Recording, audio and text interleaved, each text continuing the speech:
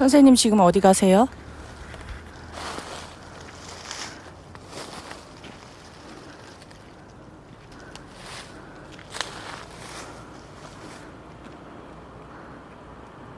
선생님 지금 뭐 찾는 거예요?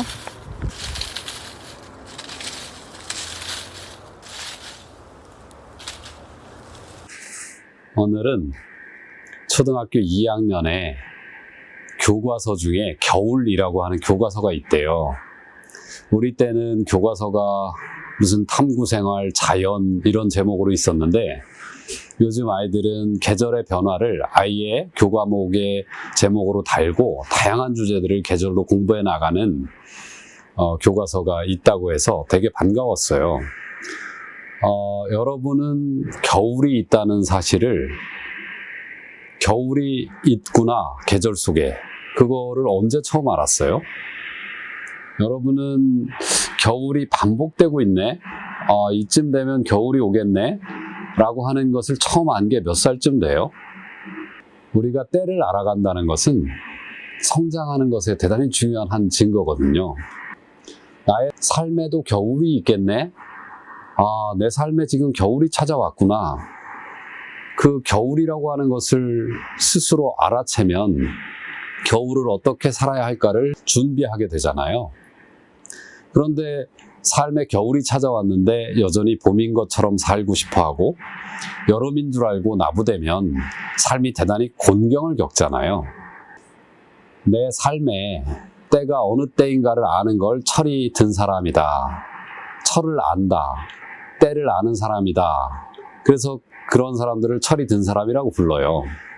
그리고 나의 때를 모르는 사람을 아직도 철을 알지 못한다 하여 철부지라고 부르죠.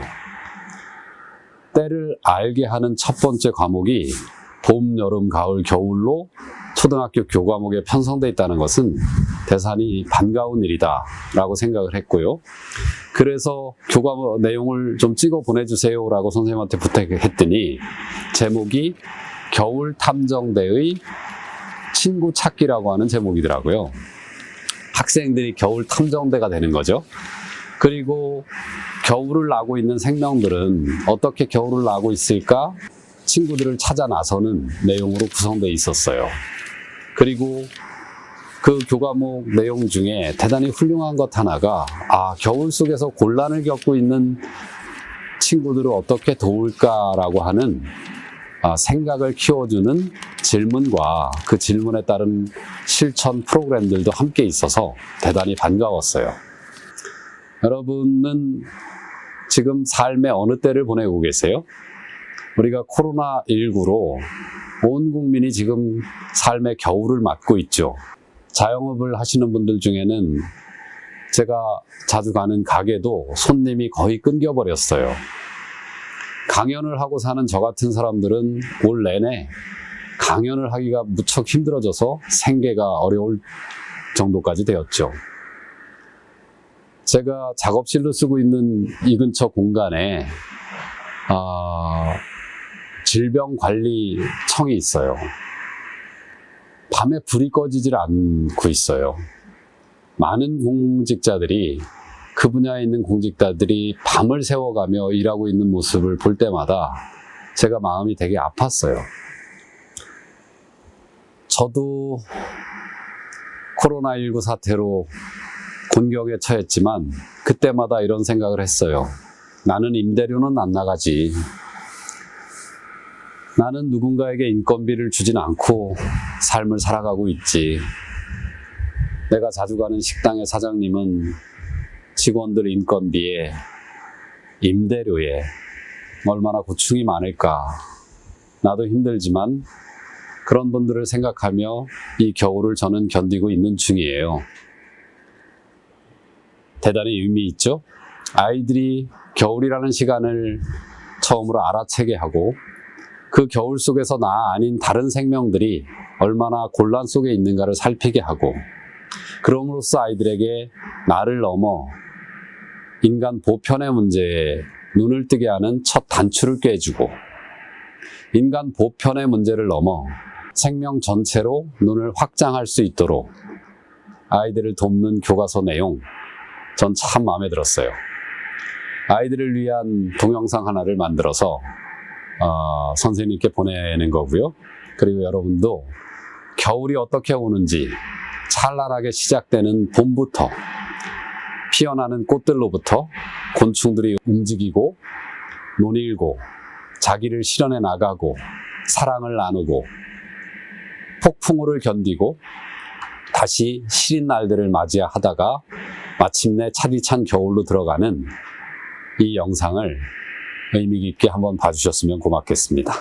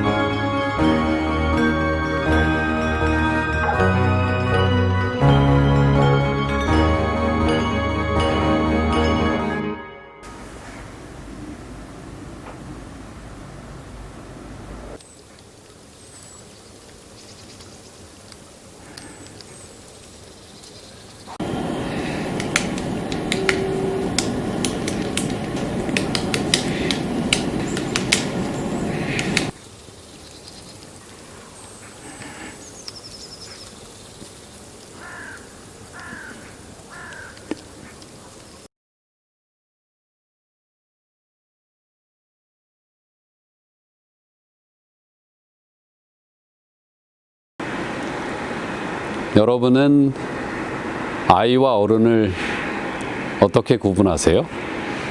몇 살이 되면 어른이 되나요? 법적으로는 아마 20살, 19살 정도 되면 어른이라고 얘기하죠. 저는 아이와 어른을 구분하는 기준이 조금 달라요. 아이들은 나 배고파, 나 아파, 나만 힘들어 라고 이야기하죠. 어른들은 이렇게 물어요. 너 혹시 안 아프니? 너 혹시 힘들지 않아? 너 배고프지 않아? 아이와 어른은 나를 넘어서서 타인을 살피는 눈, 그것이 만들어져 있느냐 아니냐에 따라서 아이와 어른의 차이를 구분할 수 있다고 저는 생각하는 사람입니다. 나이를 아무리 많이 먹었어도 여전히 나만 아프고 나만 힘들고 나만 배고프고 나만 괴롭다고 말한다면 우리는 어린아이 상태에서 자라지 못한 마음을 가지고 여전히 어린아이로 살고 있는 거라고 저는 생각합니다. 인생의 큰 숙제죠. 나를 넘어서서 타인의 아픔, 타인의 고단함, 타인의 기쁨 이런 것들을 헤아릴 수 있고 그것과 연결될 수 있는 마음으로 성장하는 것, 이게 어쩌면 인간이 가지고 있는 대단히 중요한 숙제 중에 하나인지도 모릅니다. 나만 아프고 나만 힘들고 나만 배부르고 싶고 라고 생각하며 그렇게 실천하고 살아서 삶이 기쁠 수 있다면 무슨 문제가 있겠어요. 그런데 인간이란 존재는 근본적으로 누군가를 사랑하지 않고는 도저히 살아갈 수 없는 존재로 태어났습니다. 그게 바로 인간입니다. 나만 아프다고 얘기하는 건 결국은 나를 미워하는 행위죠. 나만 괴롭다고 말하는 건 결국은 나를 사랑하지 못하는 모습인 겁니다. 인문학이 추구해왔던 중요한 가치 중에 하나는 바로 이 부분이라고 저는 생각해요. 나의 문제를 넘어 인류 보편의 문제, 그래서 어떻게 사는 것이 더 좋은 삶인가 라고 하는 고민을 인문학에선 계속 우리에게 화두로 던져왔던 거죠. 그런데 최근에 코로나19 사태를 겪으며 인문주의자들이 성찰을 시작한 것 같아요. 아주 반가운 소식이라고 저는 생각하는데요. 인간이 나만을 넘어서는 것이 아니라 인간을 넘어서는 문제를 우린 지금 만나야 한다고 생각합니다. 우리는 그동안 인본주의, 인간이 근본이고 인간이 중심에 있다라고 하는 사고 속에서 다른 생명들, 무수한 타자들을 함부로 대하고 심지어 배제하고 착취하고 심지어는 말살하기까지 했죠.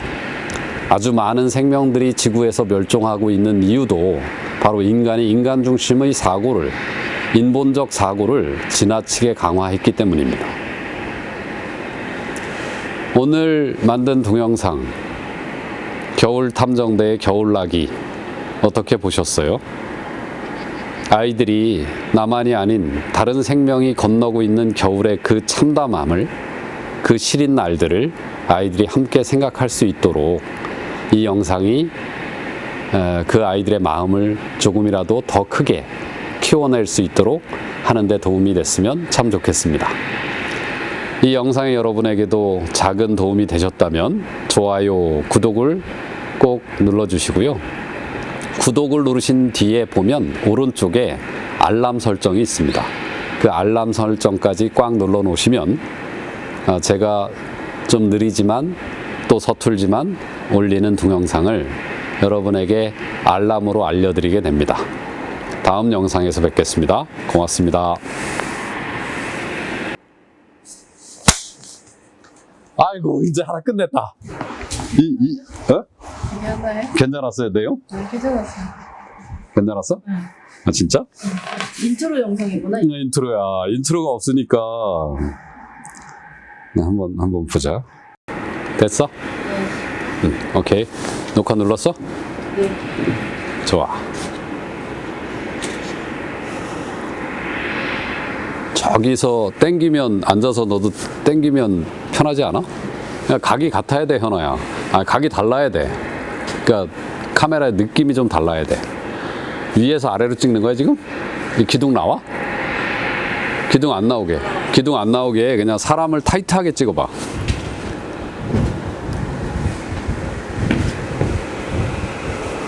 타이트하게. 뒤에가 나오는 거네. 뒤에 배경이 뭐가 나와? 무릎. 또 앉아서 찍어봐. 그러니까 낮은 자세에서 하늘을 올리면은 나오지? 됐지? 네. 나무 뒤에 배경 나오고? 오케이.